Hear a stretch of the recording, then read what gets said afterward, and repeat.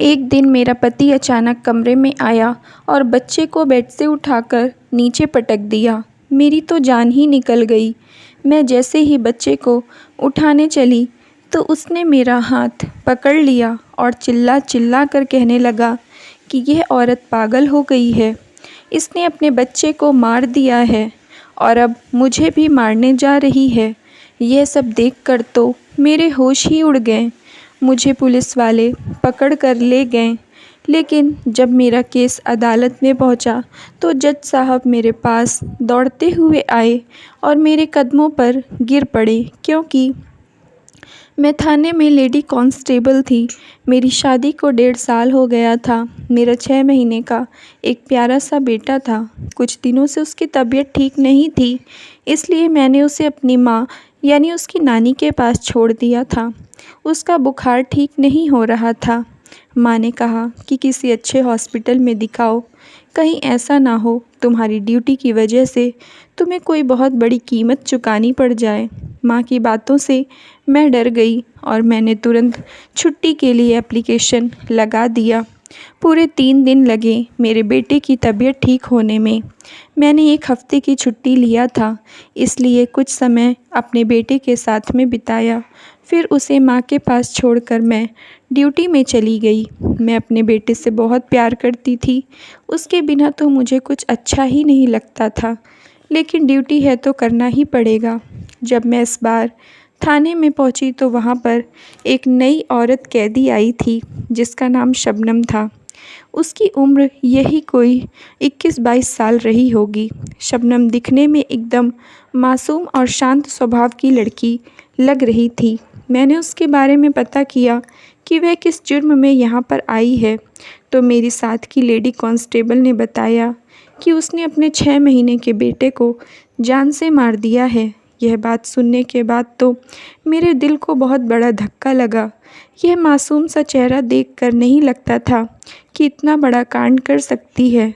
कैसी माँ है कि अपने ही बच्चे को मार दिया। दूधमुहे बच्चे पर बिल्कुल भी दया नहीं आई। मैं उससे बहुत नफ़रत करने लगी। शबनम के साथ जेल की सभी कैदी औरतें बहुत बुरा व्यवहार करती थीं, और करें भी क्यों ना, उसने काम ही इतना गंदा किया था। कोई भी औरत कैसे कलयुगी माँ बन सकती है? इतनी जल्दी इतने छोटे बच्चे को मारने का क्या कारण हो सकता है? पता चला कि उसने अपने पति से लड़ाई किया था और लड़ाई झगड़े में अपने छोटे बेटे को मार दिया।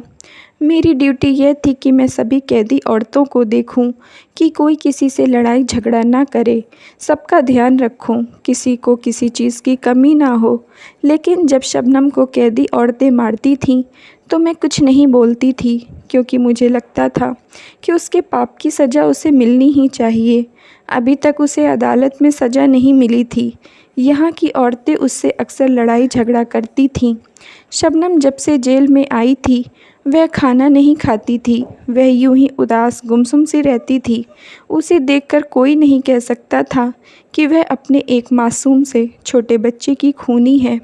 एक दिन शबनम का पति उससे मिलने आया। मुझे यह ड्यूटी दी गई कि मैं उन दोनों के ऊपर नज़र रखूं, वह लोग क्या बातें कर रहे हैं। इसलिए जब शबनम और उसका पति आपस में मिल रहे थे तो मैं वहीं पर ही चक्कर लगा रही थी। मैंने पूरी बातें सुना था। उसका पति कह रहा था, शबनम, क्या मिला तुम्हें अपने मासूम बच्चे का कत्ल करके? क्या तुम्हारी ममता एक बार भी उसके लिए नहीं तड़पी? तुम कैसी माँ हो? अगर तुम्हें अतुल के साथ जाना ही था तो चली जाती, लेकिन कम से कम मेरे बच्चे को तो नहीं मारती। मेरा बच्चा मुझे सौंप कर खुशी से चली जाती। मुझे तुमसे कोई शिकायत ना होती। कम से कम मेरा बच्चा तो मेरे साथ होता। मैं अपने बच्चे का चेहरा एक पल के लिए भी अपनी आँखों से ओझल नहीं कर पाता हूँ। 1 सेकंड के लिए भी उसे भूल नहीं पाता। मुझे उसकी बहुत याद आती है। उसके बिना रहना बहुत मुश्किल हो गया है। मेरा तो घर परिवार सब उजड़ गया। बच्चा मर गया और बीवी जेल में है। मेरी ज़िंदगी बिल्कुल नर्क बन चुकी है। मुझे तो कुछ भी समझ नहीं आता कि क्या करूं, कहाँ जाऊं, किसे बोलूं। कुछ भी करने का मन नहीं होता है। तुम तो उसे बहुत प्यार करती थी, फिर अचानक से तुम्हें इतना गुस्सा कैसे आ गया? अरे कोई भी बात है तो हम उसे आपस में सुलझा सकते थे। पति पत्नी के बीच में लड़ाई झगड़ा होता है, लेकिन तुमने तो अतुल के प्यार में पड़कर अपने ही बच्चे का खून कर दिया। तुम्हारे हाथ एक बार भी नहीं काँपे। तुम कैसी माँ हो कि अपने आशिक के लिए अपने बच्चे को मार दिया। वह दोनों करीब 1 घंटे तक साथ थे, लेकिन सिर्फ शबनम का पति ही बोले जा रहा था। शबनम ने एक शब्द भी कुछ नहीं कहा। वह एकदम खामोश चुपचाप बैठी थी। उसके आंसू बह रहे थे और वह एकदम पत्थर की मूरत बनकर बैठी थी।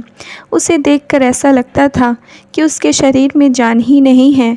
1 घंटे बाद उसका पति चला गया। उसकी मासूमियत देखकर उसके ऊपर तरस तो बहुत आता था, लेकिन उसने काम ऐसा किया था कि गुस्सा भी बहुत आता था। 1 महीने बाद उसकी माँ उससे मिलने आई, तब भी मैं वहीं पर थी। उसकी माँ अपनी बेटी से कह रही थी कि शबनम, तू चिंता मत कर, मैं तुझे यहाँ से निकाल लूँगी, मैं तुझे सज़ा नहीं होने दूँगी, तू बेगुनाह है, यह बात मैं साबित करके रहूँगी। मैं अदालत जाऊंगी, तुझे इंसाफ दिलवाऊंगी। मैं जानती हूँ कि मेरी बेटी ऐसा नहीं कर सकती है, क्योंकि तू तो बहुत सीधी सादी है। पता नहीं कैसे तेरे ऊपर इतना बड़ा इल्ज़ाम लगाया गया है, लेकिन अब तू चिंता मत कर, मैंने तेरा केस कोर्ट में दाखिल कर दिया है। शबनम की माँ बोले जा रही थी। पहले तो शबनम कुछ भी नहीं बोल रही थी, बाद में उसके मुंह से सिर्फ इतना ही निकल रहा था। वह हाथ जोड़कर अपनी माँ के सामने रो रही थी। कह रही थी, माँ, मैं मरना चाहती हूँ, मुझे मर जाने दो, मेरी तरफ से कोई भी केस मत करो, यही मेरी सज़ा है। उसकी माँ ने लेकिन उसकी एक बात नहीं मानी और वह बाहर जाने लगी।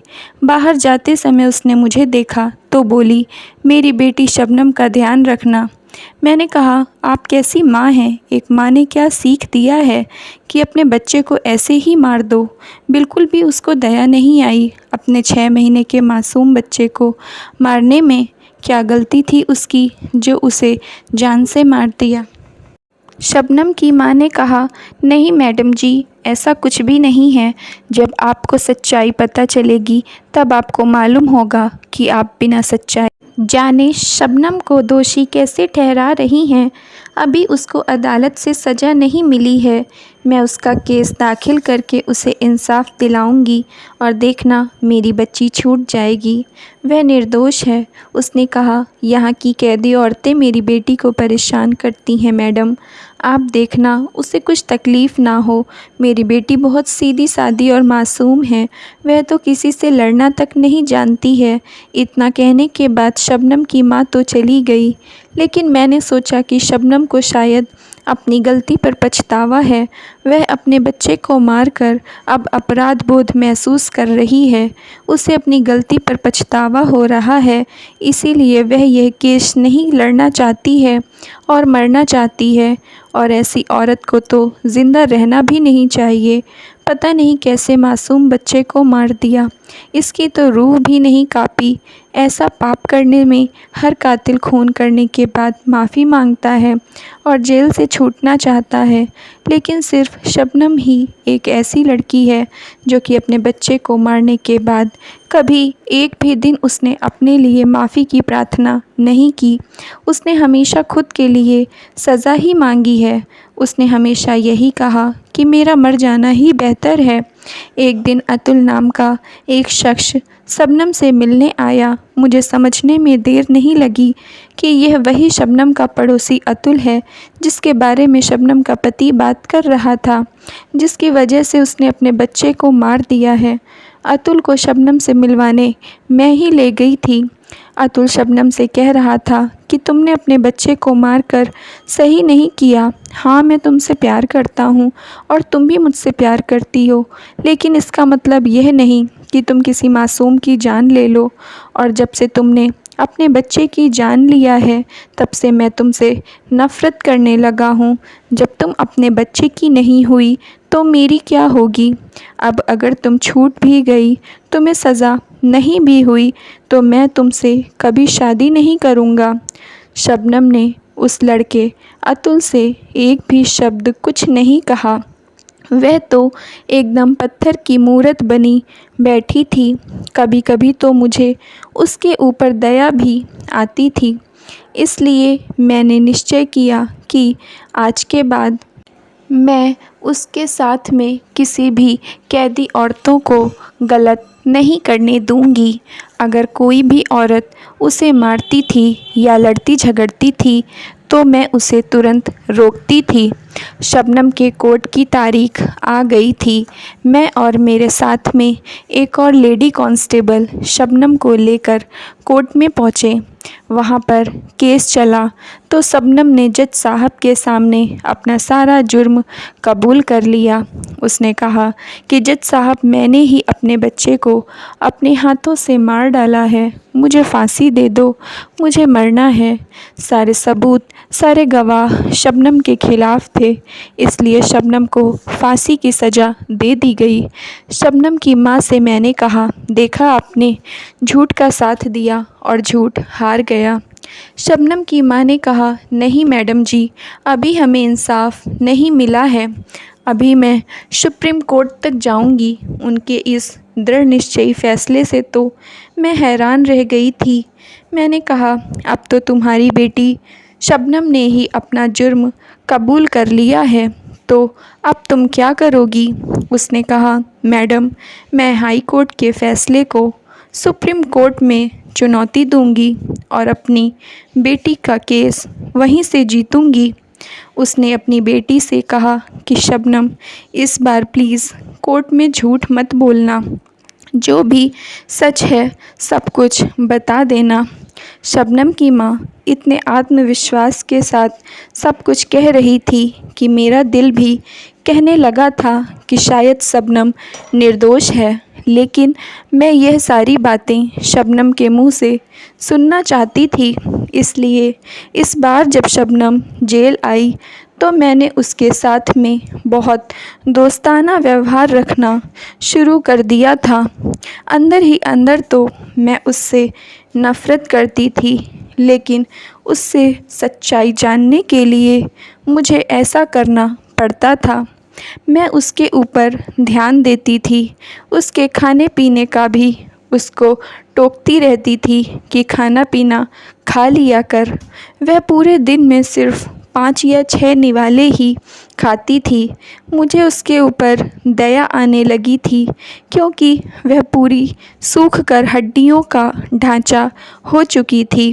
मैंने उससे कहा, अगर जुर्म तुमने नहीं किया है तो फिर तुम अदालत में झूठ क्यों बोल रही थी? अगर तुम निर्दोष हो तो तुम्हें किसी भी कीमत में सज़ा नहीं होगी। वह फट पड़ी और कहने लगी, नहीं मैडम, मुझे मर जाने दो। मैं इस जहां में तो अपने बच्चे को गोद में नहीं उठा पाई। शायद मरने के बाद मैं अपने बच्चे के साथ रह पाऊंगी। वह मुझे सब कुछ बताने ही वाली थी, लेकिन उसकी आंखों में आंसू आ गए और वह वहीं पर रुक गई। मुझे साफ पता चल गया था कि वह डिप्रेशन का शिकार है, इसीलिए इतना गुमसुम रहती है, किसी से कुछ नहीं बोलती, सिर्फ रोती रहती है, अपने आप को कोसती रहती है। शायद उसने अपने बच्चे को मार दिया है, इसलिए वह अपने आप में खुद को सज़ा दे रही है। मैं समझ गई थी कि अगर मैं इसके साथ थोड़ा और करीब जाऊंगी तो शायद यह मुझे सारी बात बता देगी, इसलिए मैं उसके साथ और दोस्ताना व्यवहार करने लगी थी। उसकी मां ने सुप्रीम कोर्ट में केस दर्ज कर दिया और वहां की तारीख आ गई। हम लोग शबनम को लेकर सुप्रीम कोर्ट पहुंचे। वहां पर जज साहब ने यह केस देखते ही सबसे पहले शबनम की मेडिकल रिपोर्ट मंगवाई। उन्होंने कहा कि तुरंत शबनम का मेडिकल करवाओ और रिपोर्ट लाकर मुझे दिखाओ। अगली तारीख मिल गई। हम लोग जेल वापस आ गए और यहाँ पर शबनम के मेडिकल की तैयारी करने लगे। लेकिन मुझे एक बात नहीं समझ आ रही थी कि केस में मेडिकल रिपोर्ट की क्या ज़रूरत है। एक दिन बातों ही बातों में शबनम ने मुझे अपने दिल का सारा हाल बता दिया। उसने कहा, मैडम, मुझे मर्द जात से ही बहुत नफ़रत है, क्योंकि मैंने उससे कहा था कि तुम अगर छूट गई तो यहाँ से जाने के बाद तुम्हारी माँ तुम्हारी दूसरी शादी करवा देंगी और तुम आराम से वहाँ पर जाओगी तो वहाँ पर भी अपने बच्चे पैदा करोगी और इसी तरह मारोगी। इससे अच्छा है कि तुम्हें फांसी ही हो जाए। जब शबनम ने कहा कि मुझे मर्द जात से नफ़रत है तो मैंने उससे पूछा कि ऐसा क्यों। उसने कहा, मैडम, जब मेरी शादी हुई तब मेरा पति मुझे बहुत प्यार करता था। कुछ दिनों बाद मैं उम्मीद से हो गई और उसके बाद वह मेरा और ज़्यादा ख्याल रखने लगा और मैं भी उसे बहुत प्यार करती थी। लेकिन जब से हमारे मोहल्ले में एक स्वाति नाम की लड़की आई थी तब से मेरे पति का व्यवहार ही मेरे लिए बिल्कुल बदल गया था। वह अपने घर में अकेली रहती थी। मेरे पति ने कहा कि जाकर उससे दोस्ती कर लो, वह बेचारी अकेली रहती है। मैंने उससे दोस्ती कर लिया। वह मेरे घर आने जाने लगी। एक बार जब मैं गर्भवती थी तो थोड़ा बीमार हो गई थी। मेरे पति ने कहा कि स्वाति को जाकर बुला लो, वह तुम्हारे घर के कामों में तुम्हारी मदद कर देगी। मैंने स्वाति को बुला लिया। वह घर के सारे कामों में मेरी मदद करती थी। एक दिन मैं बेड में लेटकर आराम कर रही थी और स्वाति किचन में खाना बना रही थी। मुझे ख्याल आया कि ऐसे तो अच्छा नहीं लगता कि कोई मेरे घर में आकर काम करे और मैं आराम करूं। इसलिए मैं किचन में चली गई। किचन में जाकर देखा तो मेरे होश ही उड़ गए। मैंने स्वाति और अपने पति को रंगे हाथों एक दूसरे के साथ चिपकते हुए देख लिया था। मेरा तो पारा हाई हो गया था। इस बात पर मैंने स्वाति को घर से निकाल दिया था, लेकिन मेरे पति ने तब से मेरे ऊपर बहुत अत्याचार करना शुरू कर दिया था। वह मुझे बात बात पर मारते थे, कहते थे सब्जी में नमक ज़्यादा हो गया है, जबकि ऐसा नहीं होता था।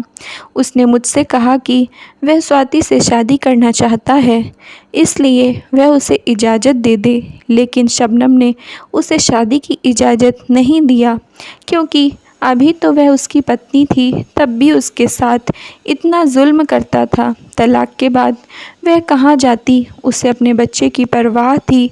वह सोचती थी एक ना एक दिन उसका पति सुधर जाएगा, इसलिए उसके अत्याचार सहती रहती थी। उसने बताया कि डिलीवरी के कुछ ही दिन बाकी थे। उसने मुझे बहुत मारा, मेरा हाथ तोड़ दिया, डॉक्टर को भी नहीं दिखाया। उसके 4 दिन बाद मेरी डिलीवरी हो गई। मैं जब अस्पताल में भर्ती हुई तो डॉक्टरों ने पूछा कि हाथ कैसे टूट गया। मेरे पति ने झूठ कहा, सीढ़ियों से गिरने की वजह से हाथ टूट गया है। मेरा दाहिना हाथ बिल्कुल ख़राब हो चुका था। तुरंत इलाज न करवाने की वजह से डॉक्टर ने कहा था कि 1 साल लग जाएगा। हाथ ठीक होने में मैं अपने बच्चे को लेकर घर आ गई। बहुत खूबसूरत सा बेटा दिया था। मैं उसे हर वक्त ललचाई नज़रों से देखती रहती थी। उसे गोद में उठाकर प्यार करने का बहुत दिल करता, लेकिन नहीं कर सकती थी। इन सब का जिम्मेदार मेरा पति था, यानी उसका पिता। मुझे घर से निकाल देता, लेकिन मेरा बेटा मेरे बेहद करीब था। वह मुझे देखकर ही मचल जाता था, इसलिए मेरे पति की मैं मजबूरी बन गई थी। मुझे नहीं पता था कि मेरा पति इतना गिर जाएगा कि वह अपनी औलाद का ही खून कर देगा। एक दिन अचानक वह कमरे में आया, मेरे बच्चे को उठाया और ज़ोर से नीचे ज़मीन पर पटक दिया। उसने सिर्फ़ एक सिसकी ज़ोर से लिया और हमेशा के लिए शांत हो गया। मैं अपने बच्चे के पास जाने लगी तो उसने मेरा हाथ पकड़ लिया और चिल्लाकर सबको इकट्ठा कर लिया। वह बोला, मेरी पत्नी पागल हो गई, उसने अपने बच्चे को जान से मार दिया और अब मुझे मारने आई है। पुलिस आ गई और उसे पकड़कर जेल में डाल दिया। शबनम बेचारी सदमे में चली गई। वह डिप्रेशन का शिकार हो गई। उसकी बातें सारे कैदी और कांस्टेबल सुन रही थीं। सबकी आंखों में आंसू आ गए, लेकिन क्या पता था वह सही बोल रही है या कोई मनगढ़ंत कहानी बना रही है। यह तो अदालत में ही साबित होगा। अगर शबनम ने जो बताया वह सही है तो शबनम के साथ बहुत गलत हुआ। इतना सब कुछ होने के बाद शबनम मर जाना चाहती है। उसके नज़रों के सामने उसने अपने बच्चे को मरते हुए देखा है। यह एक माँ के लिए बहुत दर्दनाक घटना थी। उसका पति ही अपने बच्चे का खूनी था। उसका अफेयर स्वाति नाम की लड़की से हो गया था, इसलिए उसने खुद अपने बच्चे को जान से मार दिया और शबनम के ऊपर किसी अतुल से अफेयर होने का आरोप लगा दिया। शबनम तो किसी अतुल को जानती तक नहीं थी। पहले जेल में मिलने से उसके पति का आना और फिर अतुल नाम के लड़के को भेजना उसकी एक चाल थी। वह सबूत पक्के कर रहा था। अगली तारीख में जब हम शबनम को लेकर सुप्रीम कोर्ट पहुँचे, जज साहब को शबनम की रिपोर्ट दिखाई तो जज साहब के तो रोंगटे खड़े हो गए। शबनम के शरीर की 50 हड्डियों में छोटे छोटे फ्रैक्चर थे। पूरे शरीर में उसके चोट के निशान थे, जिसे वह कपड़ों से ढककर रखती थी। जज साहब ने जब इसके बारे में उससे पूछा तो उसका कलेजा फट गया और उसने सारी कहानी कोर्ट में सच सच बता दिया। यह चोट उसके पति के मारने की वजह से थी। अंदर ही अंदर उसकी आत्मा के साथ साथ उसके शरीर में भी दर्द था, लेकिन यह सब वह सह रही थी। कभी किसी को अपनी तकलीफ़ नहीं बताती थी। जज साहब ने शबनम को बाइज्जत बरी कर दिया और उसके पति को फांसी की सज़ा दे दिया। Thank you friends. अगर आप लोगों को स्टोरी पसंद आई हो तो प्लीज़ लाइक कर दीजिए और चैनल को सब्सक्राइब कर लीजिए।